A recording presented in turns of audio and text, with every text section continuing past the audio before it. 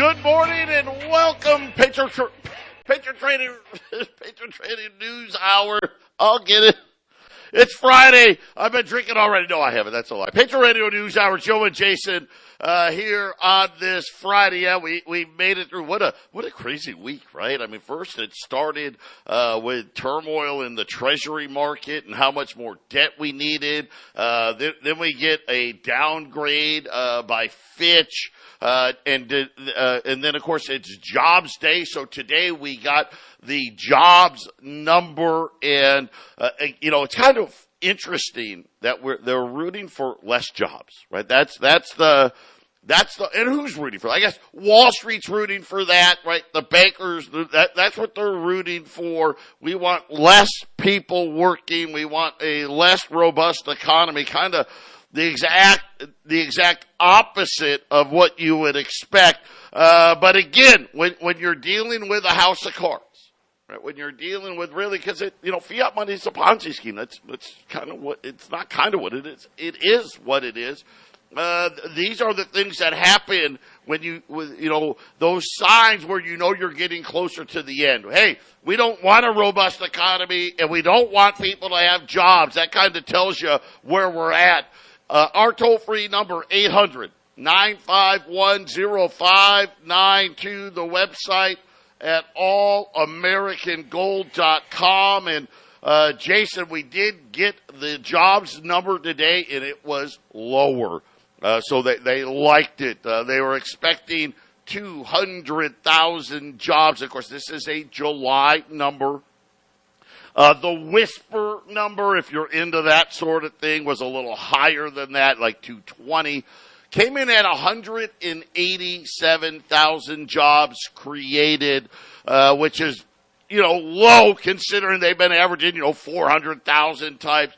They did go back and revise June and May lower as well, so not as strong. Matter of fact, with the revisions to June, this will now be the second straight month of under 200,000 jobs created. And then in the details of the job, without health care. So health care was the big winner, 87,000. So almost half of the jobs were in health care. The jobs that normally dominate, leisure and hospitality. Right? So this is where the waiters, the waitresses, the plastics, the papers, right? I'm working at the resort. I'm working at the hotel, right? These are the lower paying jobs. I'm at McDonald's. You want fries with that?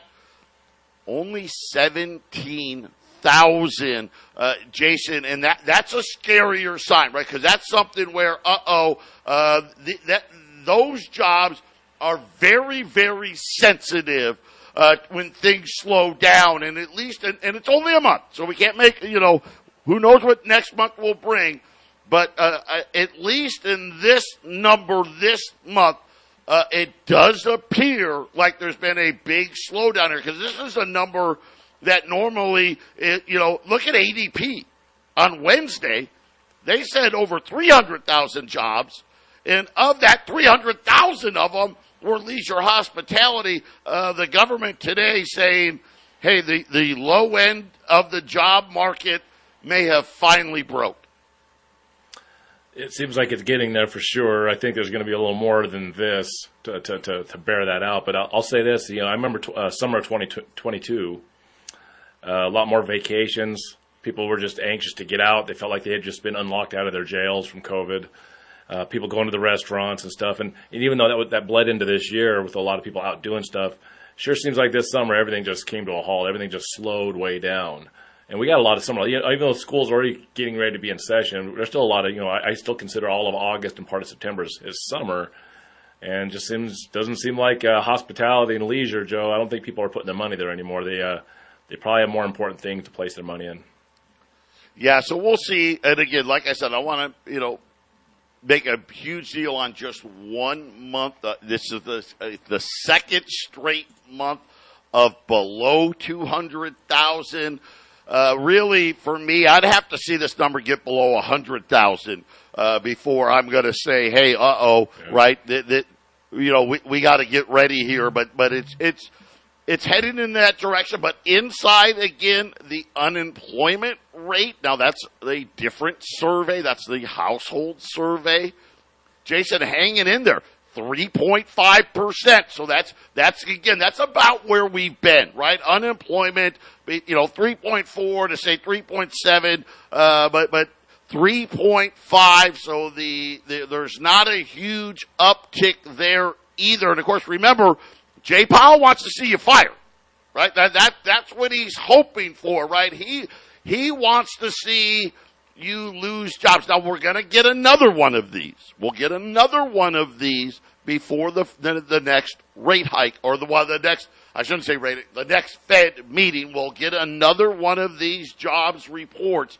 And I think what they'll look for, they'll want to see a lower number again, and they would love to see an uptick in the unemployment rate. That would be another one. If they were, obviously we think it's going to be very driven on inflation data, right? Because we're going to get another inflation data, more inflation numbers before the next Fed meeting. That's going to be the primary driver, right? They want to see that continue to fall. And then, Jason, if they could get an uptick in the unemployment rate, I think they would love that. Yeah, they want to get this market to a position where they can stop rate hikes with reasonable information, data that does that, and they're really hoping for their soft landing and no recession. Well, they may get to the part where they freeze the rate hikes, but the no recession just seems far-fetched, Joe. Patriot Radio News Hour. We'll be back right after the break.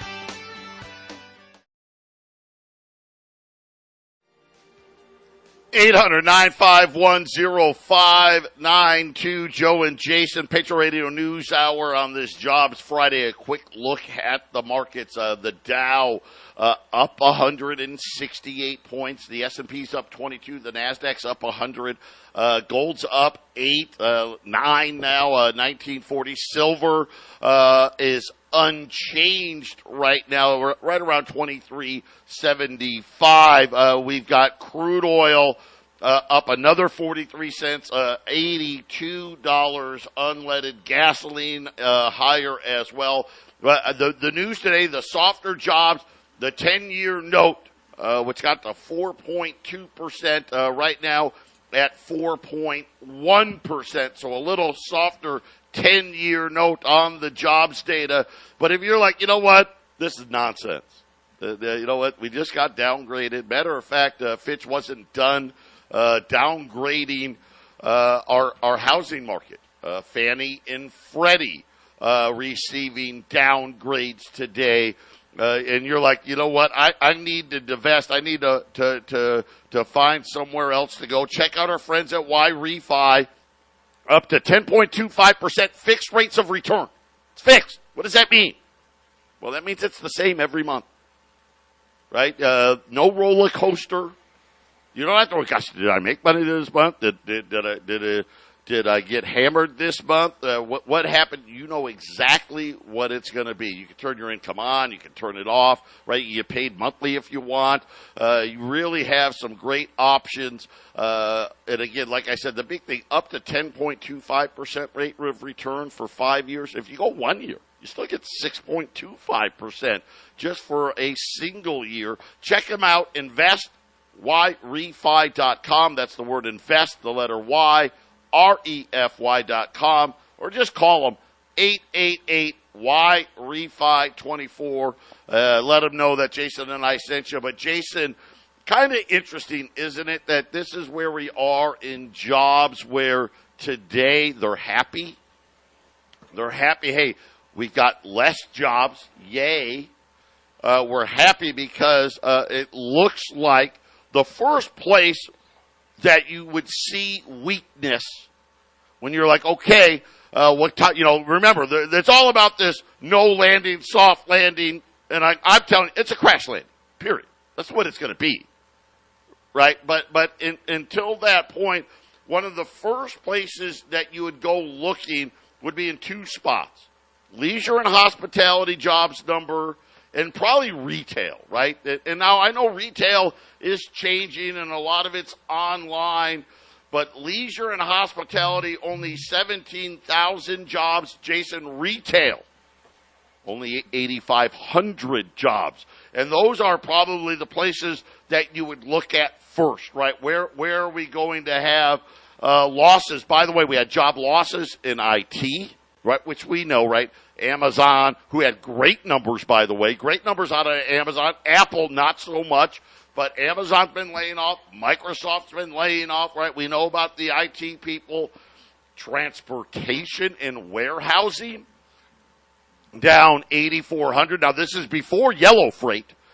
So this is another one of those leading indicators, right? That market is softening, and then manufacturing, utilities all had negative job growth. But like I said, retail and leisure, both of them barely positive. Well, it'll be interesting. We'll have to wait. If next month we get those numbers dipping into the negative, I think we'll have a pretty good idea that we're starting to go exactly where we thought we'd end up. Yeah, and Joe, it's I don't remember 2008 as well as you did. You were doing this. I wasn't doing this, but I was paying attention. But it seemed like the 2008 stuff, even though it took place over a period of time, the information about how it was getting ready to happen and when it actually happened, it just was so much more sudden. And this one here, even the optimistic guys on the mass media, they're even not very optimistic. And so it's just slowly but surely happening.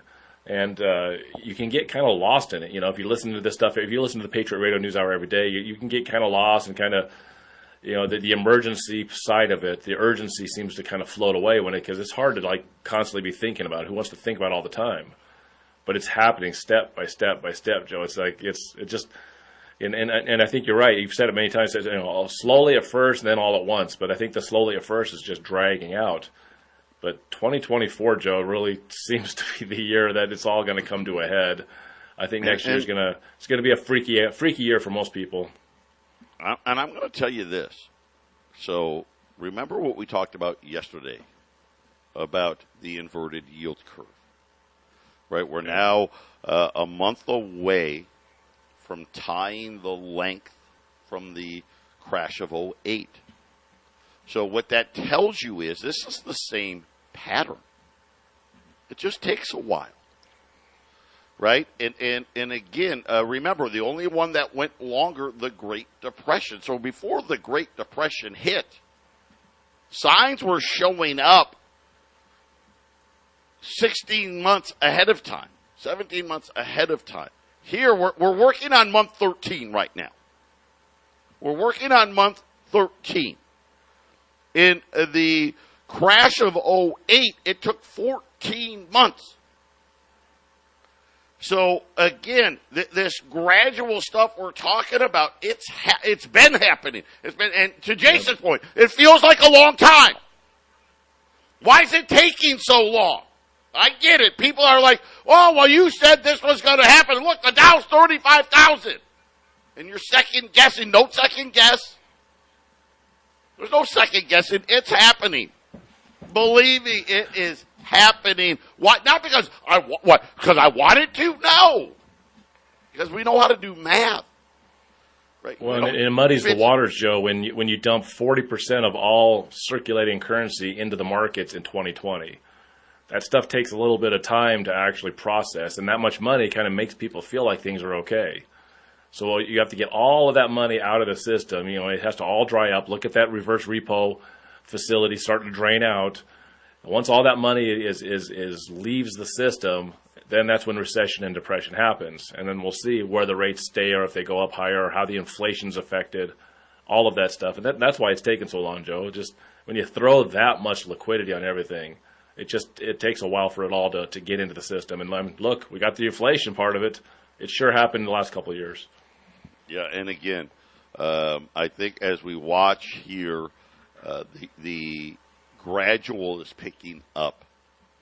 We had calm, right? I talked about it at length last month. Hey, we're in the calm. right? Where, I likened it to, the deadliest catch, right? You hit the big wave, right? We had those bank failures. We hit a big wave. Well, and we went to the other side, and it was calm. That next wave, you can see it now. It's coming, right? You can see it. We couldn't see it a couple of months ago. We can see it now. It is coming, and we're seeing it in two ways.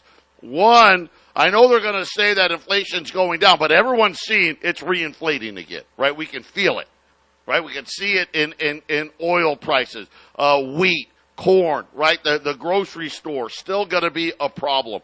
Then the jobs now, we'll see. We get another jobs number a little lower next month, and we see retail and leisure and hospitality here at this low job output, or heaven forbid, a negative job output.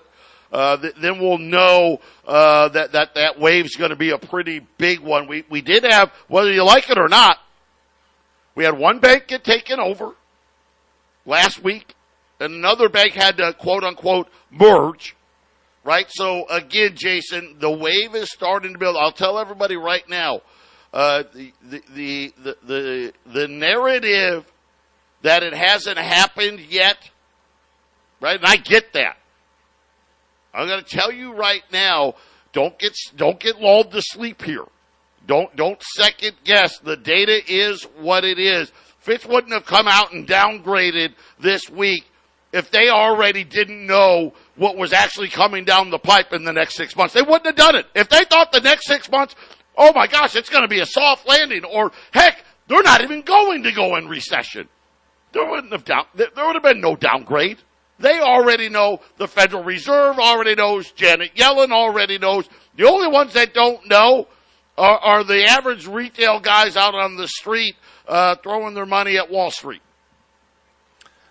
And maybe the downgrade is a little bit like the rate hikes. Maybe the downgrade was transitory earlier this year or last year. Maybe it should have happened much earlier, Joe. And so now maybe you better get this one out quick, because maybe another one's coming. You never know. They can go down to AA. If things get even worse, which they look like they will. So is AA in the future? Then you might have to get the first downgrade quick.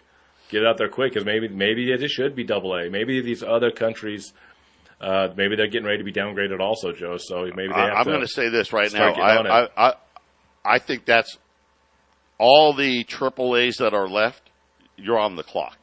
I think we can see a wave of downgrades in the end of this year, going into next year, without a doubt, an absolute tidal wave of downgrades.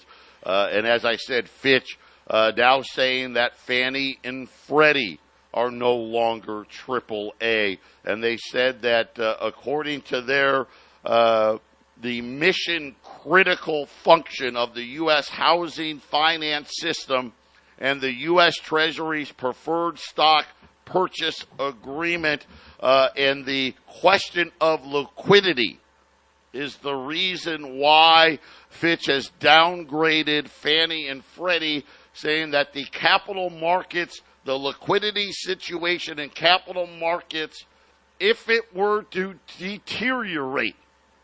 Now, right now, they're saying if.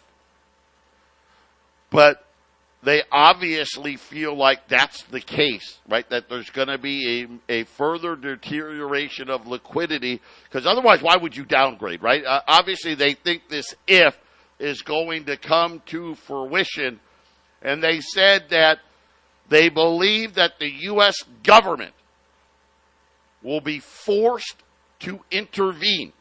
So kind of interesting out of Fitch. And let me read you the line. Should the liquidity in capital markets deteriorate over an extended period of time and without U.S. government intervention, that Fitch would revisit the ratings again. So Fitch is basically saying, listen, we're downgrading it because of the liquidity problem. We got a bad feeling it's going to continue, and the government's going to have one of two choices. You either intervene or you don't intervene. In that case, we're going to downgrade it again, Jason. Yeah, and That could happen again, Joey. The decisions being made aren't very good, so we'll see. I think a second downgrade could happen. It could absolutely happen. It's just, once again, it goes to the decision making of those that make the decisions. I mean, I like that. You'll keep going back to transitory, right? You never know when the next transitory is going to happen, Joe. whatever words or phrases they're going to concoct to how things are going to be okay, and then I guess Fitch, if they're paying attention and they're strong enough, they could downgrade it again. And I think another downgrade would be much more major than the first one. Yeah, agreed. So, again, the storm that is building, Wolf Street, Wolf Richter, one of my favorites. I love the research that he does, saying that the delinquency rates on commercial mortgage on office properties that have been securitized into commercial mortgage-backed securities has spiked again in July, now above 5%. The delinquency rate in April was 2.8%. So we've gone from 2.8% to 5%. Wolf Richter says it's only getting worse from here. We'll fill you in about that when we get back. Joe and Jason, don't touch that dial.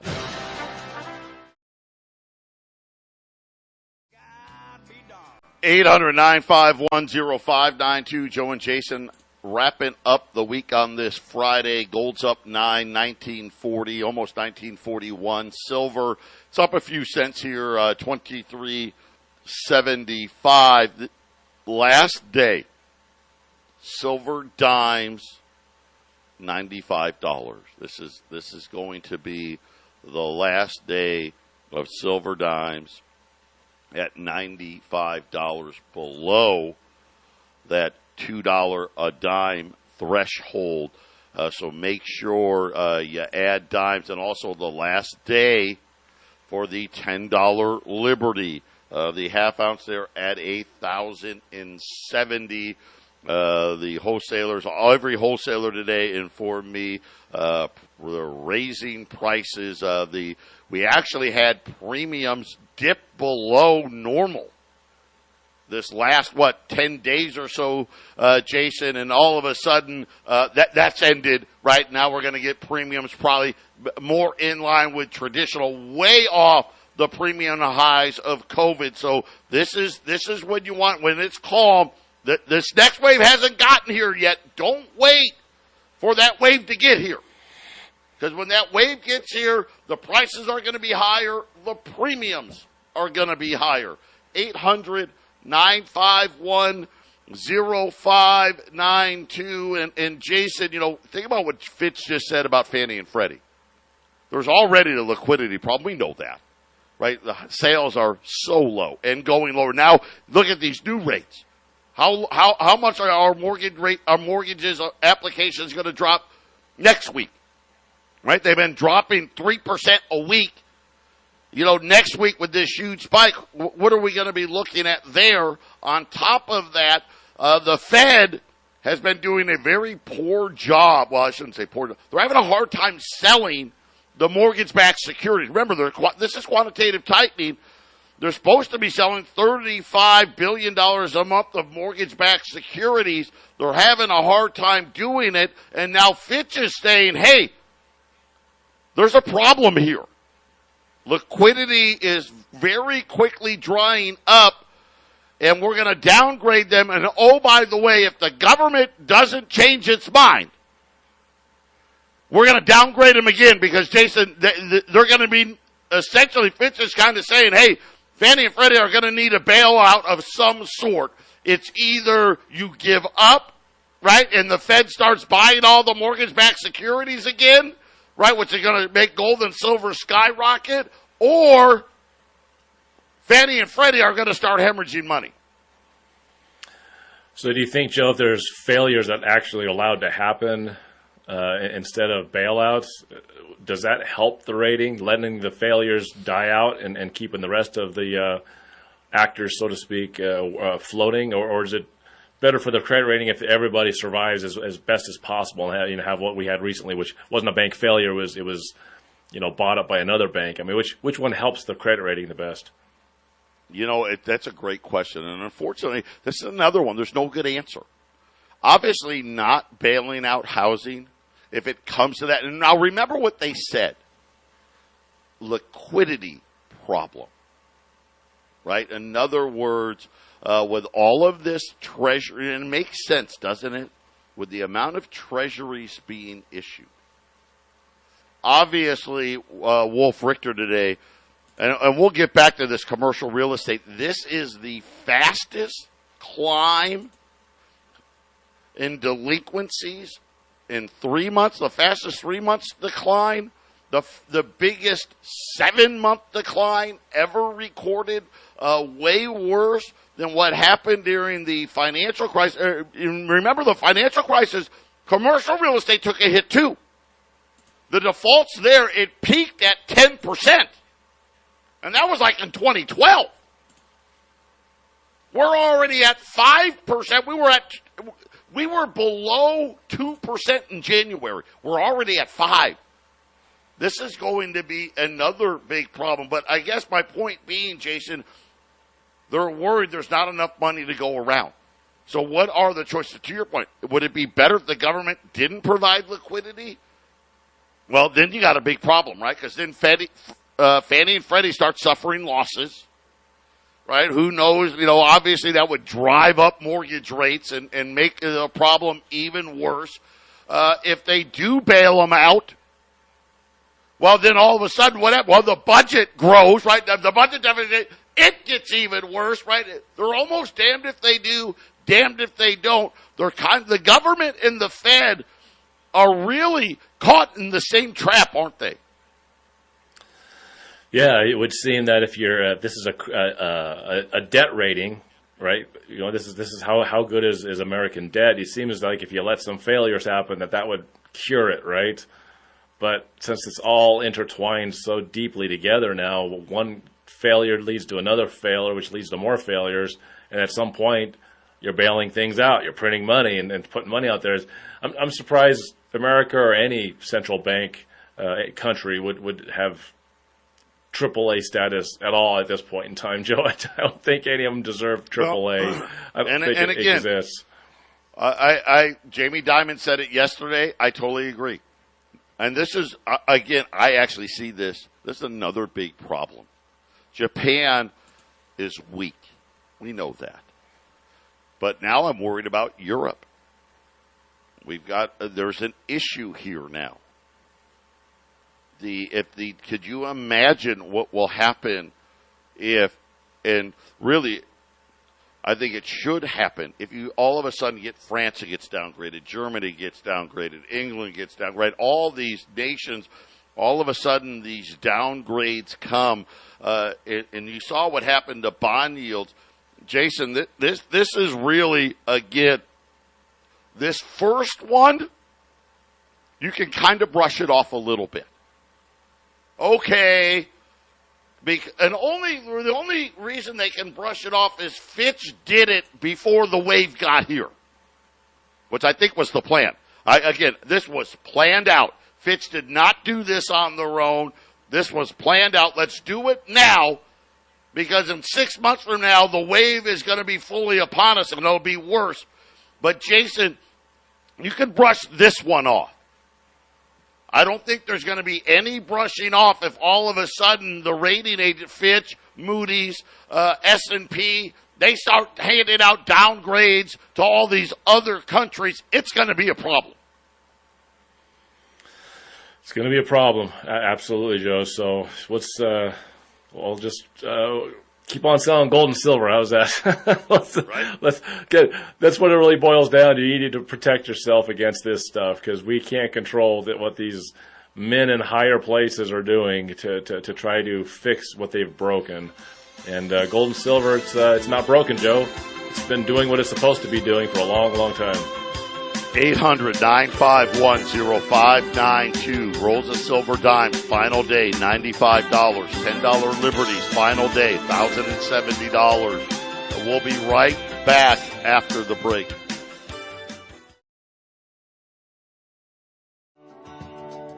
$800-951-0592. Gold's up 11, 1943. Silver's now up 10 cents. Pretty quick. I don't know what happened during the break. Some more people deciding we need to not be short over the weekend. $23.80.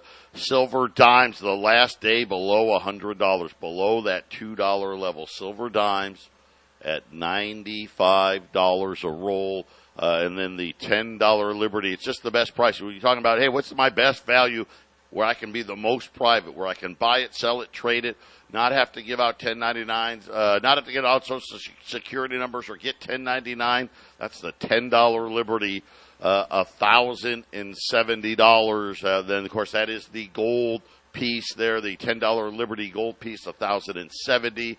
Or the roll of silver dimes, 50 silver dimes at $95 at 800-951-0592. Now, Wolf Richter, it is shocking the pace of defaults that are happening in the commercial real estate market, and particularly the office space market, the biggest on record. So think about, we started the year at below 2% default rate, which is normal. Through July, it's at 5%. Wolf Richter's like, it's actually going faster, right? So remember this gradual, well, all of a sudden default rates are spiking, just like we told you was going to happen. Here's the problem. Well, twofold. Number one, we got too much, right? Nobody has to work at home, all that stuff.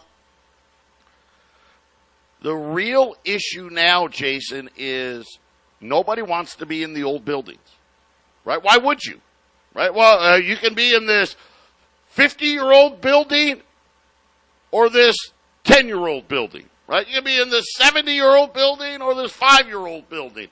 And no one knows what to do. According to Wolf Richter, here's where the point we're at. They can't lower rates any cheaper than what they already are on these old buildings because they won't be able to get loans. Now, remember, we explained this to you a month ago. You need to have income of 25% greater than what the mortgage payment is. And according to Wolf Richter, we're already there. They cannot go lower. They won't be able to get loans. This is why you're going to see this tsunami of defaults happening in this space. This is why more banks are going to go under. And the other side of this, Jason, that really is, when you look at it, what are you going to do? Well, now they're empty. Right? Now they're empty. Well, what are they worth? Well, are they worth anything? Right? Nobody wants to go in that building, right? I mean, you're talking about haircut. This is why some of these older buildings, they're losing almost 90% of its value.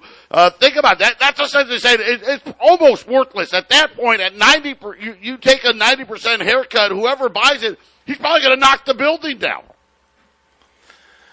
I remember watching The Big Short, and they when the guys that were early on figuring out that this thing was really bad, and this wasn't, commercial, this was, residential, and they said when it got to 6% defaults, that's when the game over. The whole thing was going to collapse. And they were talking worldwide economic collapse. Some of these guys.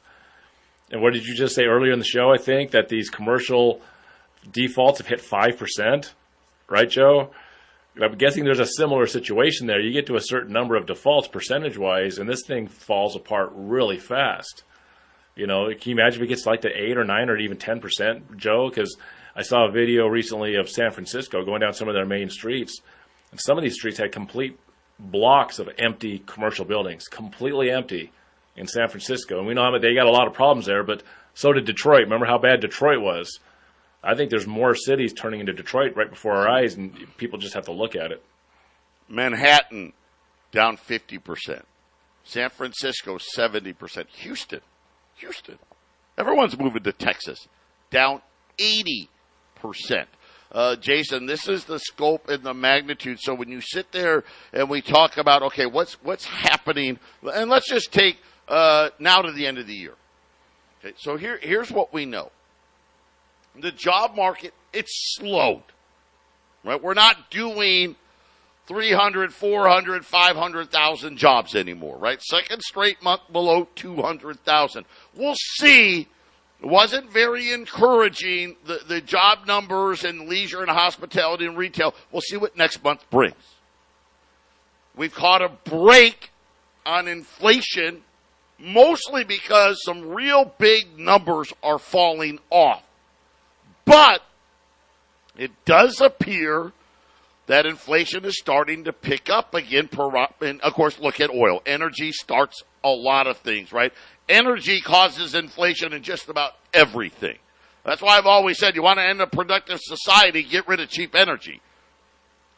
We have, at the very least, a significant commercial real estate problem, at the very least.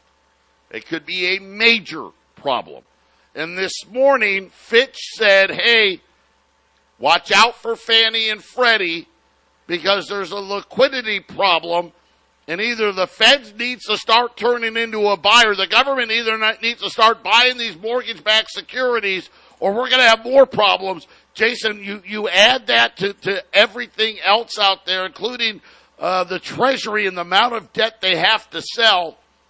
Again, I think we got to, the next time we get the repo numbers, that will tell us a big story about how much time we have left, how little is left in these repo markets. That's probably the last piece of information we need. Patriot Radio News Hour, wrapping up the week.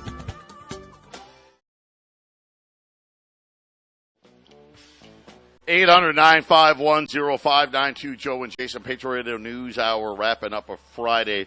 According to the St. Louis Fed, we're down to $1.7 trillion in the reverse repo. It peaked at $2.53 trillion, and on, I want to say, so December 30th. 2022. So essentially, it started the year with $2.5 trillion. Very similar, what Wolf Richter was talking about in the commercial real estate market, right? And the rapid acceleration. Jason, we went from 2.5 to 1.7 in 7 months. And we know next week the Treasury's already said, hey, we're going to have this huge auction. We could see this thing fall by another couple $100 billion here in August, right? Put it down to 1.5, maybe even 1.4. And again, that pace, the way we're tracking, it's going to be well below $1 trillion before the end of the year. Yeah, and you were saying next year. You don't see it being $4 trillion because things should settle a little bit. But, we don't know what kind of rocky roads coming next year and what kind of so-called solutions they'll be coming up with when things get really rocky. So can you imagine? Can you imagine $4 trillion added to the debt next year if that even happens, how bad things are going to be? Looking towards $40 trillion like at the end of 2024. It's not out of the real possibility. Unfortunately, if you said, okay, one of two things, it's either going to be $2 trillion or $4 trillion. Which one is it going to be, right? I would say $4 trillion, right? It's more likely it would be $4 trillion than $2 trillion. Now, do I think either one is going to happen? No. But $3 trillion it's going to be close. It's either going to be somewhere just under $3 trillion, just over $3 trillion, which is astronomical to think about. And unfortunately, to Jason's point, if it is a crash, well, the stimulus packages, right? This, that, the other. You could easily see $4 trillion in that scenario play out, and that is mind blowing. Really is. I guess it depends on how much goes on the Fed's balance sheet versus how much is borrowed by the actual government. Correct. Yeah. Right, Joe? Right. We can see. Right. And again, I think Fitch today kind of said it out loud. Hey, this quantitative tightening thing, yeah, that needs to stop pretty quick. Right? That needs to come to an end pretty quickly. And again, I think where we're sitting here with gold and silver, we know, right? There's not many rate hikes left. Even if inflation is roaring back, there's just not many left. And now Fitch is saying, hey, this quantitative tightening, yeah, that needs to stop. And oh, by the way, it is how the way we're looking at the commercial real estate market, the mortgage-backed security market, that may need to start again, right? Because again, no one knows where the bottom is there. So who would buy anything right now, right? That's kind of the problem, right? Where's the bottom? Nobody really knows. So true, Joe. So true. So we'll keep our eye on it. And silver and gold, that's your way in. 800-951-0592, right, Joe? $95 rolls of dimes. What is it? 1,070 on the $10 Liberties. 800-951-0592. Jason and I are coming right back with the Half Empty Cup.